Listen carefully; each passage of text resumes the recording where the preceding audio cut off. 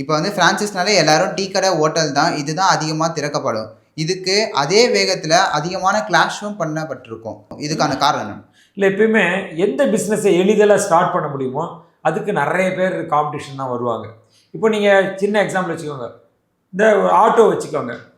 ஒரு ஆட்டோ வச்சுருக்கிறாங்க, முதல்ல நிறைய சம்பாதிப்பான். அதே தெருவில் 4 பேர் ஆட்டோ வச்சுருந்தாங்கன்னு என்ன ஆகும்? சம்பளம் குறைஞ்சிரும். அவங்களுக்கு வருமானம் குறைஞ்சிராது. அந்த மாதிரி எளிதில் ஆரம்பிக்கிற பிஸ்னஸ்க்கு எப்பயுமே காம்படிஷன் நிறைய இருக்கும். இப்போ அந்த காம்படிஷனை மீறி வர்றதுக்கு தான் உங்களால் சஸ்டைனபிலிட்டி அப்படின்னு சொல்கிறோம். எவ்வளோ நாள் தாக்கு பிடிக்க முடியுன்றாங்க. எவ்வளோ நாள் தாக்கு பிடிக்க முடியும் நீங்கள் டிசைட் பண்ணிட்டீங்கன்னா அதுதான் ஃபஸ்ட்டு உங்களுக்கு வெற்றிக்கான ஒரு அறிகுறி. ஏன்னா இப்போ ஈஸியாக ஆரம்பிக்கிறதுனால மளிகை கடையோ, இல்லை டீ கடையோ, துணி கடையோ, ஹோட்டலோ இதை கடைன்னு ஆரம்பிச்சிடலாம். இப்போ ஹோட்டலே நிறைய பேர் ஃப்ரான்ச்சைஸி கொடுக்குறதுனால ஓடி போய் எடுக்கிறாங்க. பட் ஹோட்டல் ஃப்ரான்ச்சைஸி எடுக்கிறது முக்கியம் இல்லை. அந்த இடத்துல இருக்கணும், உங்களுக்கு வித்ஸ்டாண்ட் கெப்பாசிட்டி இருக்கணும், ஒர்க் பண்ணுற மைண்ட் செட் இருக்கணும்.